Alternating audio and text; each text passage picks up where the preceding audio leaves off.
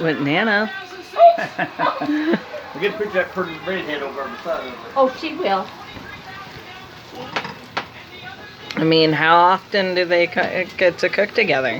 When your daddy comes in, I'm gonna make tacos and you're gonna help me cook. Okay. I've done it before. You'll like it. Oh, will she like? You like the tacos. Oh, yes. Oh yeah, the tacos are great. Well, they're original, aren't they? They I just certainly put it brown are. a little bit, or get clear as you will. No. Okay, now we have to do something really fun. Okay, you'll like this. I'm gonna let you do this one. Okay, take this thing over here. You know what you're gonna do now? Something involving a knife. Yeah, right. You're gonna layer it. Okay, you can do that without Cut it. Just cut it off like cookie dough. Okay. Oh, Good girl. That's right. like that? That's easy, huh?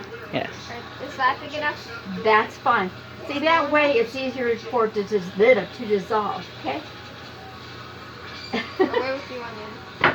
Well, you know what? It's like onion piece. Yeah, onion skin. Oh.